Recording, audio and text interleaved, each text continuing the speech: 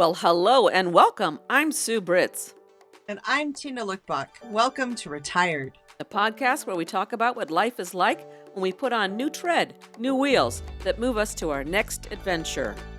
And today, I would like to dedicate this recording to our dear friend and loyal listener, Sharon Davis.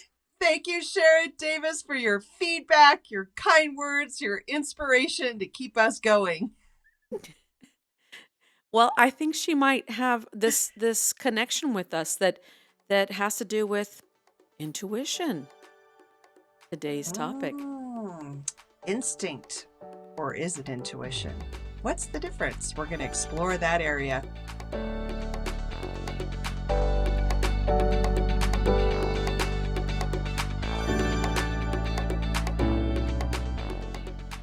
Okay, Tina, so have you reviewed the definition of intuition? Well, no, but I did review the word discernment because it's going to tie into our intuition. But why don't you begin with that? And then I'm going to backtrack over to judgment, discernment, and then we'll get into instinct, intuition. So give us your definitions. You got all the vocabulary going on here today. Okay, so intuition, is according to the Oxford Dictionary, is the ability to understand something immediately without need for conscious reasoning. So it has to do with that very fast response. It's not one that is that thoughtful judgment. Okay? And then further, according to this article that I found, which was pretty interesting article, I'll put the links as always in the notes. It's called The Neuroscience of Women's Intuition. It's by Dr. Judith Orloff. And anyhow, and she says, according to a 2008 study in the British Journal of Psychology, intuition is defined as what happens when the brain draws on past experiences and external cues to make a decision, but it happens so fast that the reaction is at an unconscious level. I like that definition so much better. Well, they match. They do. I just like the details of the second one. Well, one's a brain person expert, and the other is, a dictionary. Okay, so I have to go back into, because we tie things into teaching, and I think that's the difference. The first definition is the flat, and then the second definition goes to the deep. Oh, that's interesting. Or it could have been the intonation that I used as I was reading. Oh, because that does change things too. Well, I'll try that first one again. Yeah. It's the ability to understand something immediately without need for conscious reasoning. Yeah, no. I think it goes deeper with the scientific study. Okay, but thanks. It does tie into teaching too. As we become masters of our craft in teaching, definitely intuition comes into play. I mean, we use that a lot with how we're reading our audience. Am I reaching those kids, and to what level am I reaching them? When is the right time to push this or to pull back? Because or take a break and run outside, hit the tree, and come back in because you're losing them. Right. And it's it is, you don't have time to stop and think and reflect and all that while you're teaching and managing the classroom. So intuition comes into a lot of place. So we've practiced intuition a lot throughout our lives, Gina. I hadn't really thought about it, but you're right. You're right. In teaching, we use that skill nearly every day. Yeah. Every hour, if not every moment. Yes, I agree. All right. So did you want to go back to your definition of what you're talking about, or explore more of the intuition? Well, as a learner, the way I learn, now I'm going to back up the backup. But when I learned Spanish, there were the object pronouns that would be difficult for me. So I took German, which has even more of that and does different things with them. And what I want to say is that sometimes I have to have a comparison to really understand. So today, when I introduced judgment versus discernment is like instinct versus intuition, I just wanted to explain how I understand intuition now because of that analogy. So, interesting. When you make a judgment, this is from what I read. I just want to give credit to the author, Becoming Sacred Space by Michelle Ann Hobart. In her book, she explained that because it's about, evolving as a human. So she was talking about how, judgment is the immediate saying, this is good, this is bad, versus discernment, which is when you take the time to process it and come up with a more reasoned reason that works for you personally in a judgment arena. Um, so what she was explaining there, she applied to instinct. So instinct is like the animal reaction for survival. But intuition is too, but it's a little bit deeper and more complex because it's not just to survive in the moment so you don't get eaten by the lion. It is also an instinct, but it's more evolved in that it takes more information in, like the It's second definition it's you said, experiential. taking the past experience, applying it to what's happening before you. Yeah. Yeah. Okay. So there you go. Well, and I was thinking, what's the opposite of intuition? And the other, it's intellect. They say it's judgment. And so that the idea of instinct being tied more to intuition kind of makes sense. And yet, it's all part of the same. So I don't know if there's a direct opposite of intuition. But anyhow, moving on. What does it mean when you hear intuition? And we're talking about primarily women's intuition today. And why is it they never talk about men's intuition, which is interesting, but because intuition's so tied to women. And why is that? So what is intuition to you? Or why is it tied to, women's intuition? Because if we're talking purely at the teacher level, like we were just a moment ago, male teachers will be doing the same thing as they're monitoring their class and using their intuition to guide their lesson and instruction and try to reach individual students. Okay, you just opened up a big, big, big can Uh-huh. of worms. So I got to answer the question, men's intuition that you've never heard and women's. Again, that is the training of our society. Mm-hmm. We're in a patriarchy. I think if we were all living in the tribes in the Amazon without having had these things, men would still have intuition, as would women, and there would not be a gender differentiation, I believe. And I believe that in our culture, it's men are trained to cut off the emotion and think only with the brain, and women are supposed to be at home. This is the old patriarchal, way of living. And so women stay at home and you raise the children and you get in tune with them. And so they practice attunement with their children. Oh, not just their children, their husband as well, and all his needs. Oh, excuse me. I so forgot the first and foremost part. Yeah. Yeah. Women's intuition's tied to it also because I'm thinking so much of your day as a woman, whether it's the old model of what a woman's role in society looks like or now, is you've got to make snap decisions. They've got to be fast and quick, and that's exactly what intuition is. It's based on your experience, it's based on your perceptions of what's going on, your feelings of what's going on, what you pick up, cultural cues and social cues, which again women are trained and apparently it's tied to women do a better job at that than men do in general. Um, it's when you're having to respond quickly and make decisions about everything in the house or in your job or whatever it is, then you're practicing it and you're using it and you start to trust it as well. A lot of people talk about their intuition and it's like almost something they honor because they respect it. Um, people talk about when you don't listen to your gut, when you don't listen to what your first reaction was, then you're sorry you did that, and you've learned then to trust your instinct, to trust your intuition. So here's the thing: when you think about intuition, because instinct is tied to it, instinct is more about survival, where it's like intuition's like the next level of that instinct. I think it's almost so they call it a higher consciousness. It's about um, health and It's not about the exact response to surviving. So it's the next level of survival, if you will, the quality of life. So tying it in, as you were saying, with the body, it's a higher level of awareness. So there's this thing called intuitive eating. And it's like we don't eat because the clock says it's 9 o'clock.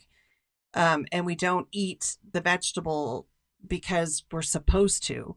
It's actually eating when you're hungry, uh, which requires you being connected to your intuition to know what those hunger signals really are, if they come from the brain or if they actually come from the body. And then also, intuitive eating is like what you need to eat. Because, for instance, I crave vegetables. And when I crave the vegetable, let's say, or I really want whole wheat bread, or it's listening to my body, it's telling me what it needs to eat. So there, anyway, that goes back to the intuition. And I think it's interesting that you tied it in. It's more than just like being in a situation, it's even down to intuitively eating, intuitively getting up, intuitively going to bed when you're tired. But now I'm going to jump into a bigger thing and see what you think. I think that intuition is a lost sense in most of us because we are forced to look at the clock to continue within this industrial revolution era of when to work and how to work. We don't go to bed when we should because we push ourselves through it, because there may not be time to sleep. It may not be an appropriate time to take a nap. So I think we have lost and deadened our intuition for sure. Well, I could see your point. Intuition being dulled or clouded, but we were just talking about how we used it in the classroom, in the setting all the time. Maybe for other responses, maybe for those more subtle things that we don't even. Maybe it's because we don't reflect on how we've used our intuition, But I hear what you're saying. People talk about their intuition as a gift, as this higher thing, and there's almost like a sacredness of it. It's like a special force that people use, and people who are intuitive are very proud of it. They recognize it because they see the value that it's given them in their life. Back to the classroom, I want to bring it back to, because people that don't teach won't understand this. It is survival. If you It's lose true. those It's true. 30 children, chaos Good point. happens. Good point. So it is a survival instinct when we go in to teach. You know what I mean? Skipping a meal is not a survival thing. But being in a classroom, having everybody be on board without anarchy is intuition. The cage It's tigers. survival. Yeah, cage tigers.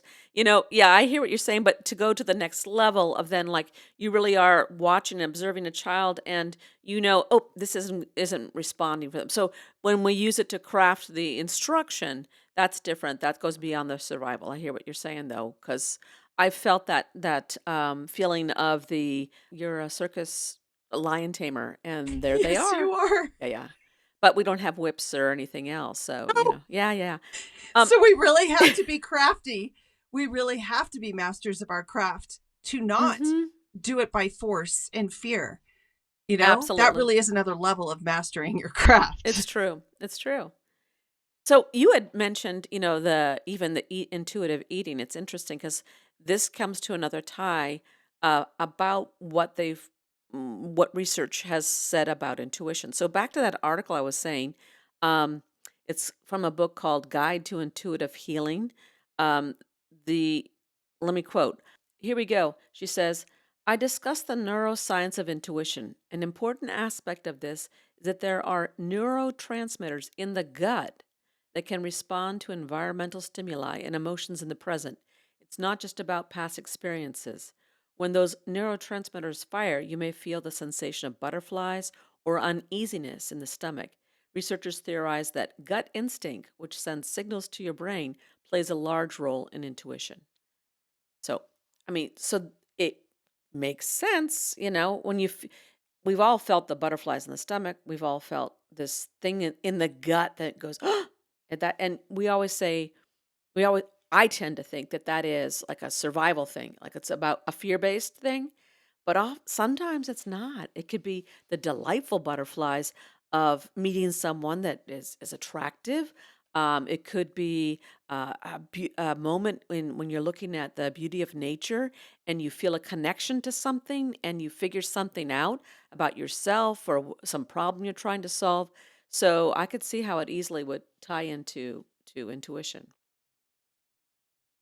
And again, I love the scientific explanation about the neurotransmitters and the gut, the brain, or and the heart.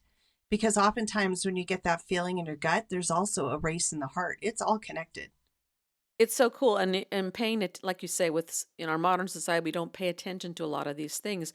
We're moving too fast, and if we slow down, we'll realize. I mean, one of the examples is like intuition comes can come from a dream, even where you wake up from a dream. It's like, oh, it told me something.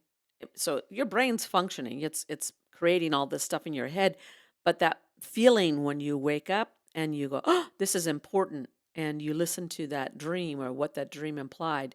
It's kind of a cool thing. Sixth sense. It's your sixth sense. How do you feel in looking at intuition outside of a classroom? How connected do you think you are? Not enough, although I will say I am an interesting combination of um, gut my gut reaction, or and so I use that expression in fact. So that's telling me that I do make some quick decisions. I'm a brainstormer and I come up with a lot of ideas, and I can make a quick reaction. Let's try this. Let's go that. Let's go and be spontaneous. And I think that's intuition. At the same time, I can also, when it's important for me to reflect on things and go back and study and analyze and then make a decision, even then, once you've gone over all the information, there's a gut feeling when you have to make a decision. And I'll go with my gut. I trust it. I didn't used to because I think culturally and within my marriage, it was kind of dulled and if not completely gone. Maybe that's why I like teaching because it renewed my sense of knowing. So I would say that now I'm becoming more in tune with my body than ever. And I have now learned that I sit still when I have decisions. Mm, And when I sit still in silence and ask myself, like, do I do this?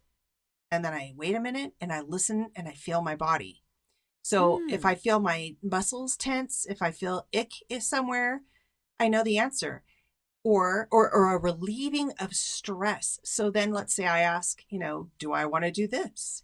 And if I feel and say and give the scenario to myself, like, do you want to do this? This being blah blah blah blah. And if my body releases and I feel the muscles relax, that lets me know too. So I've come to a new place in stopping, sitting in silence, and then feeling it in my body, paying attention to what my body says, which I've never done before because I was always on the go, go, go, go, go, make a decision fast, and it's changed a lot.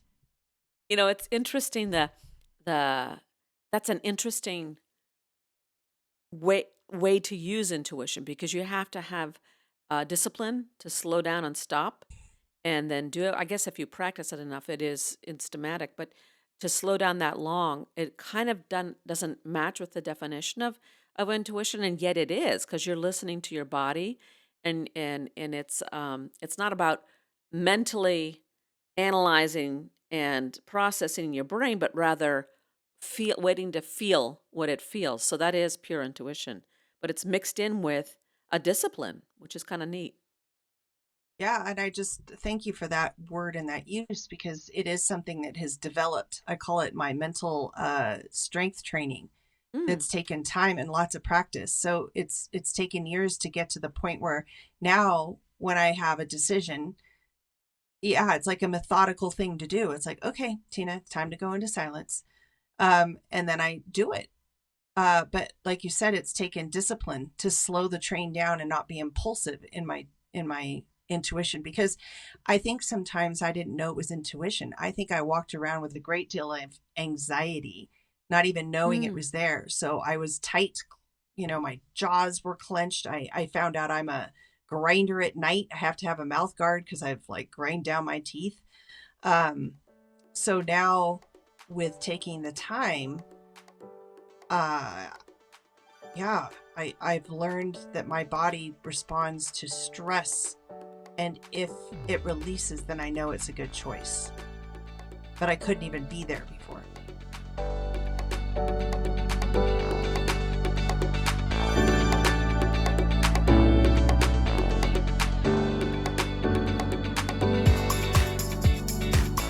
All right, intuition.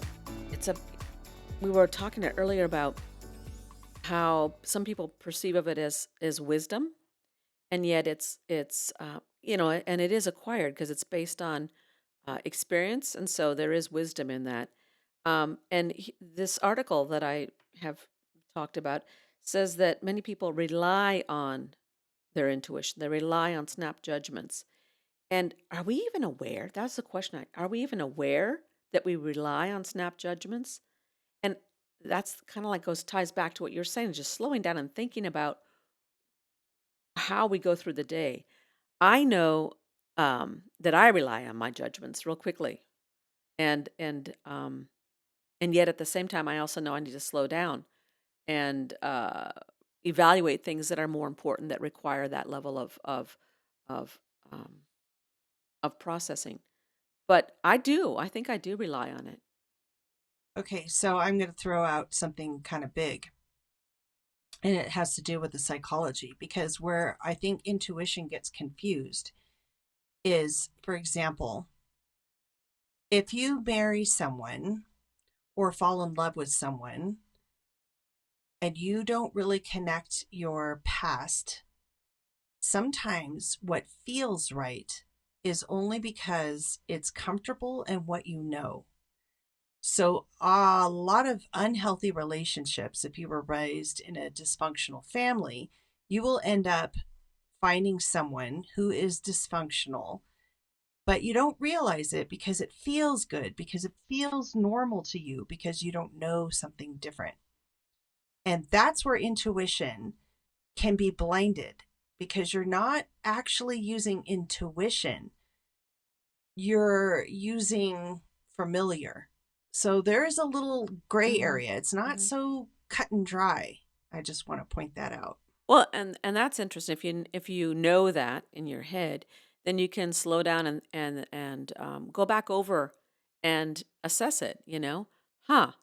Was this intuition or is this just a familiar pattern that I'm falling into? No. Which brings me back to the original analogy of judgment, snap judgment, good or bad, versus discernment, where you take time. Hmm. So I think discernment should work with intuition. And that's what you were saying. Like you might make a decision, Sue, but often you will stand back and take some time to process it. So I think intuition is telling us something, but I think sometimes we have to discern it.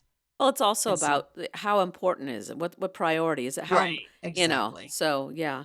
You know, um, with regard to your intuition about health, it's interesting. I think that's where we need to get I know that I need to get better at understanding my body and listening to my body because I have, the aches and pains of someone my age.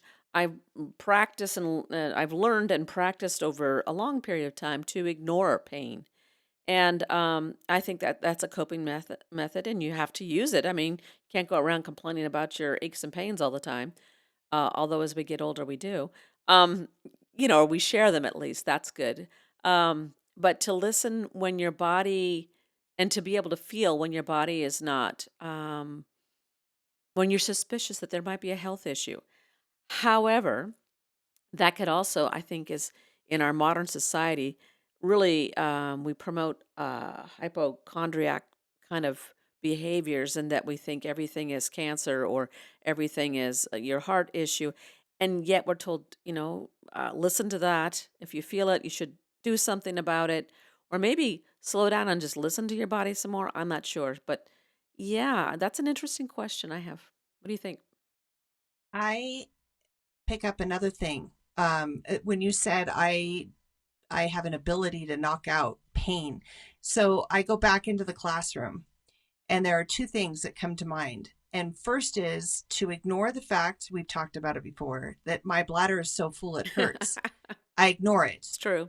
And it's taken some time now outside of the classroom to know that that isn't healthy. And to, when I have to go to the bathroom, why am I holding it? Hmm. And I think part of it is the training and Yep, teaching. that's true. Number two, I bruise, I think, rather easily, but I also think it's because of the force. So I think I especially in teaching, so needed to get from point A to point B to the other side of the classroom, to get to the groups with questions, to get to, the kid that's acting out, whatever it is, that I would crash through tables. I don't know how I didn't land on my face in all those years, but I crashed through tables to get to where I'm going, tripping over backpacks on the floor. And I got bruised all the time, and I ignored that too. I ignored, it's like it hurts, but I had to keep going. I didn't have time to sit there and go, ouch, I just hurt myself. So I would come home with bruises up and down on my hips, and I couldn't figure it out till I realized, oh yeah, because that's the height of the table. And again, I think in our society in different ways, we decondition ourselves. We the basic feelings that we have, we numb out in order to perform the task that we need to do. And I think those are just two examples from teaching I want to share.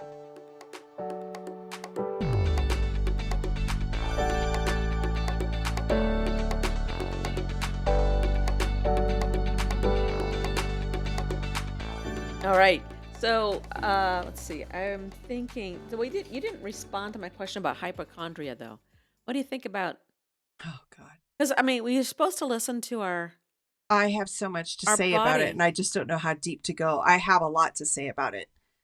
Um, And women get accused of hypochondria all the time, and women's health issues are often not resolved. And why is that? There's a lot of research that's done on quote medicine, but it's male medicine. And okay.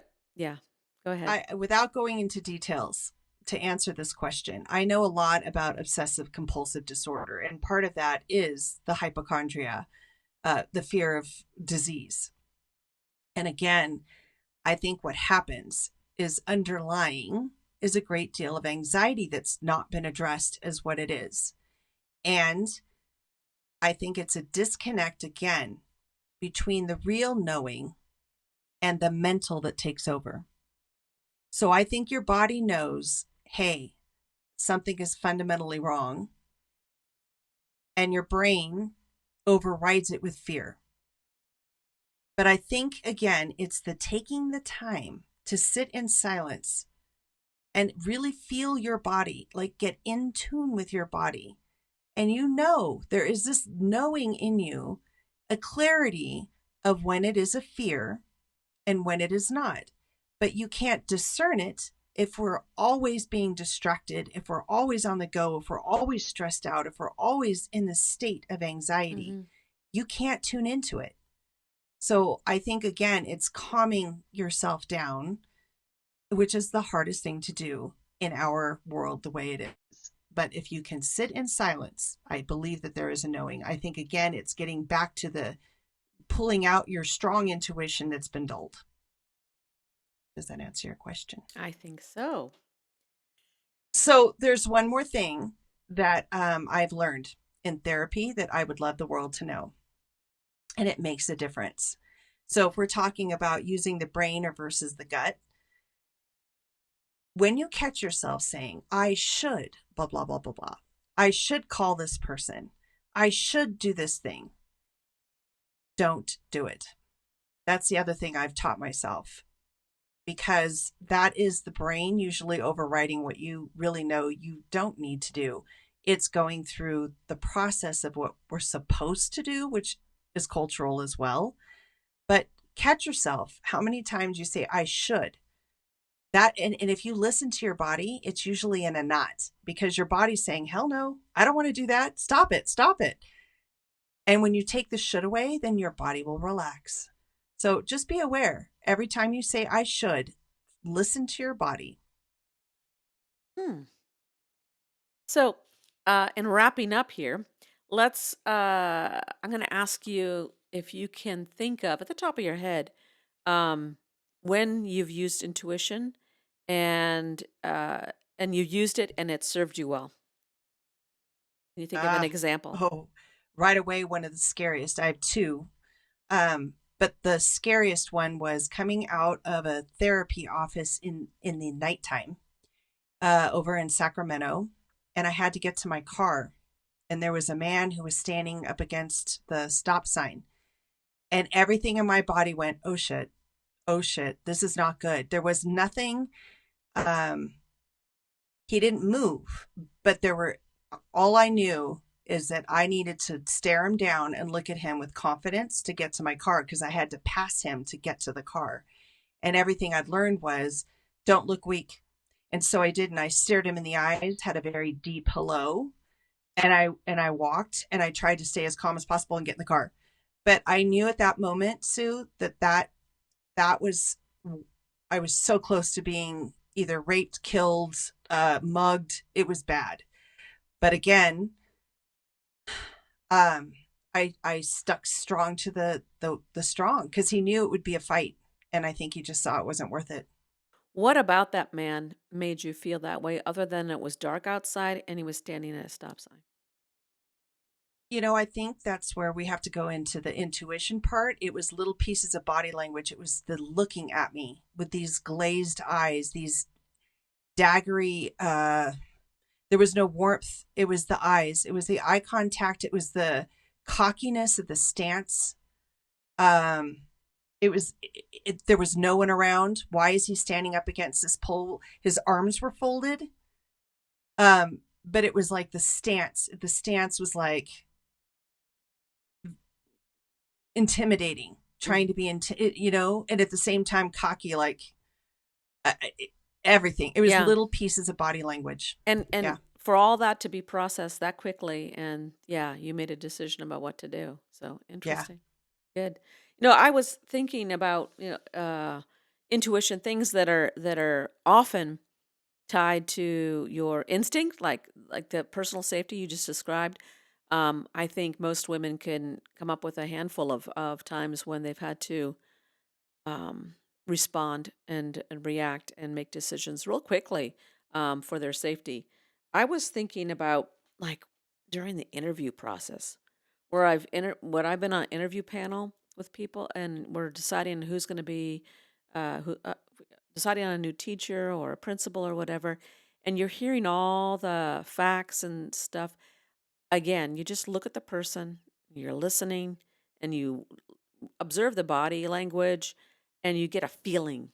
You get a gut instinct, and I think about that. I think about my dear friend Karen, way back when, and we were interviewing for a sixth grade colleague, and she was a primarily a kindergarten teacher, but here she was, this older woman wanting the sixth grade job, and there was just a feeling I had about her. There were other candidates that maybe had sixth grade experience, but the feeling around her was like, okay, this is the person that I want to work with, that I know will be great with kids, and it was true.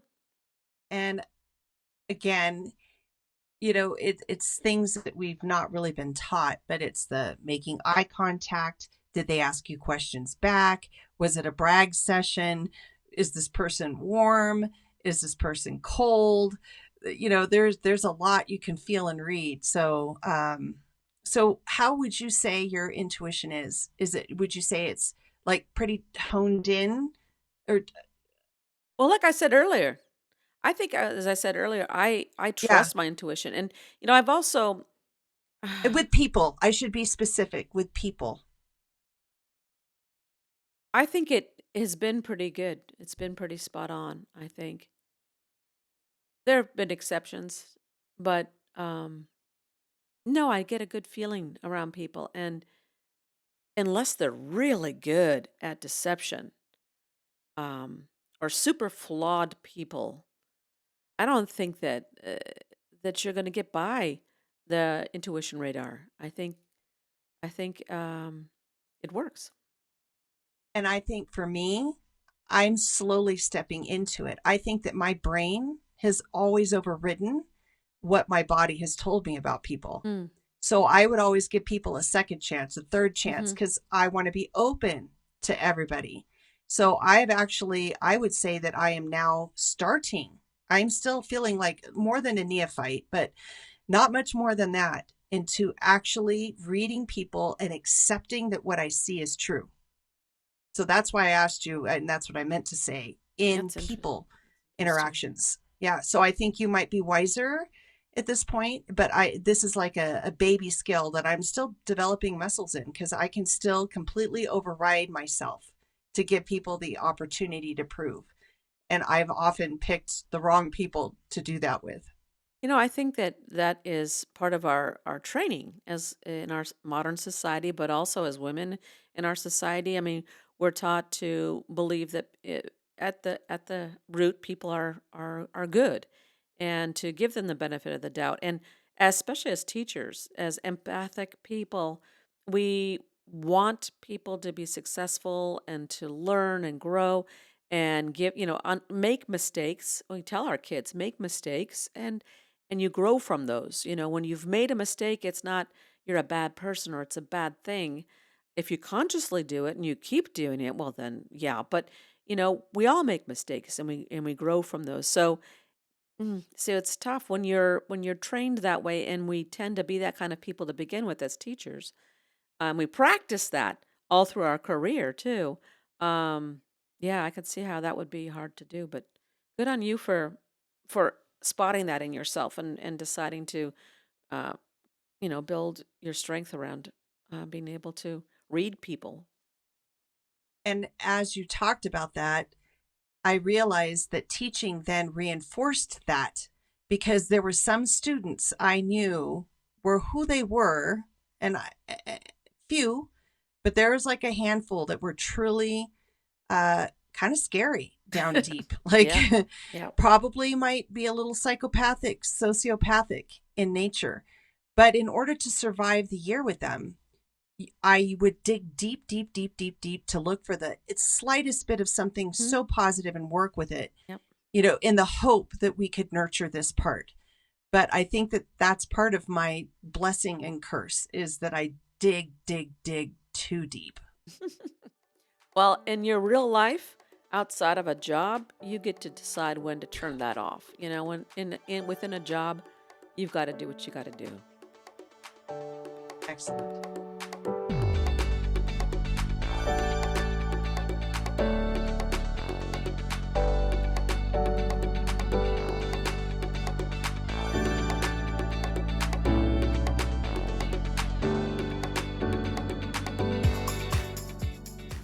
That wraps up this episode of Retired. Thanks for listening. Until next week, please feel free to lend your feedback or ask questions by emailing us at retiredpodcastnewtread@gmail.com. You're invited to follow us on Facebook at Retired Podcast New Tread. Check the show notes for links and contact information. Retired is co-hosted by Sue Britz and Tina Lokkbakk. It's produced, directed, and edited by me, Sue Britz. Music and graphics are by me too. Please click to subscribe so that you won't miss your chance to join our retired road trip.